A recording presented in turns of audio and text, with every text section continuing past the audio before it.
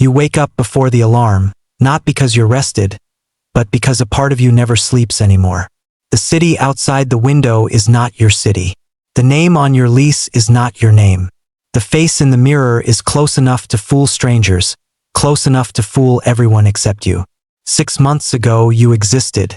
You had a birth certificate, a dental record, a mother who called on Sundays.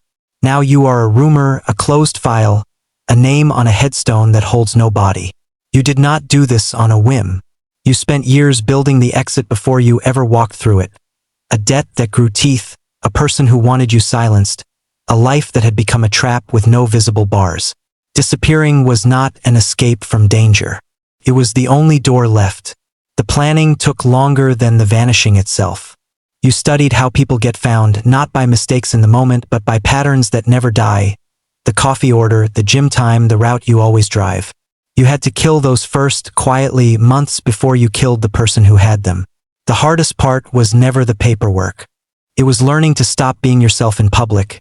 Your walk, your laugh, the way you check your phone at stoplights. All of it evidence.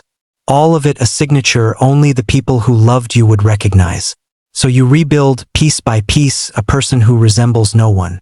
You cannot use your old skills because a skilled hand draws attention. You take work beneath what you're capable of. Cash jobs, no questions, no name that matches anything. Pride was the first thing you buried, and it was heavier than you expected. You cannot call anyone who knew you. Not your mother, not your oldest friend, not the one person who might have understood. Every call is a thread, and threads get pulled. You watch birthdays pass on a hidden social media account, logged in from a library computer, 3 cities from where you sleep. You watch her cry at your funeral from a video someone else recorded and posted. You do not comment. You do not send flowers. You disappear a second time, quieter than the first, from her grief, from her healing, from the ordinary right of a person to mourn someone who is not actually gone. This is the cost no one prepares you for, not the fear of being caught, but the guilt of being missed by people who deserved a goodbye and got a lie instead. You learn new rules of survival. Never put down roots deep enough to be traced by a landlord's memory. Never date someone who asks too many soft questions. Never let anyone get close enough to notice the 2-second delay before you answer to your new name, because somewhere in you, it still doesn't feel like yours. You learn to read people the way hunted animals read weather, a stranger who looks too long, a question that circles back twice. Paranoia becomes a skill, not a symptom. You tell yourself it keeps you alive.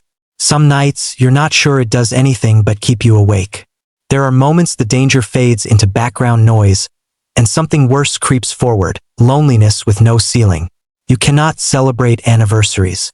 You cannot mark how long you've survived, because marking time means someone might ask why. You watch your own memory become someone else's grief, filed away, healed over, closed. The world moved on from you completely. That was the plan. Still feels like erasure. Money is a constant hunt. No credit history, no resume, no safety net with your name stitched into it.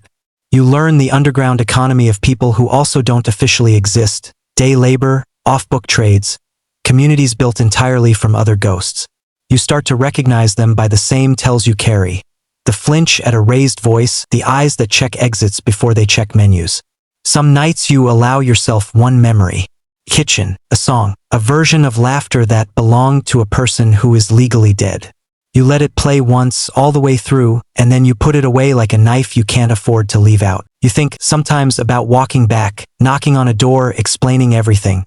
But too much time has passed for an explanation to undo a grave. The lie has calcified into truth for everyone who buried you. Coming back would not resurrect you. It would just create a second death, the one where they learn you let them grieve for nothing. So you stay gone.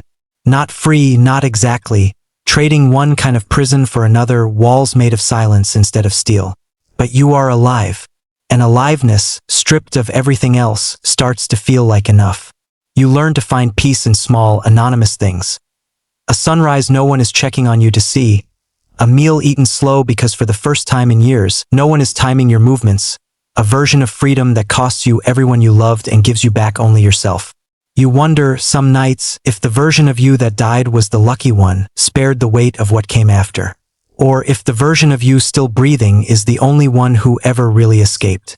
Maybe both are true. Maybe a life saved and a life lost can be the exact same event, wearing two different names. In the end, you understand something most people never have to face. Identity was never the thing that kept you alive. It was the thing you had to kill to survive. And the hardest truth of all is this: sometimes the only way to keep living is to let the world believe you already stopped.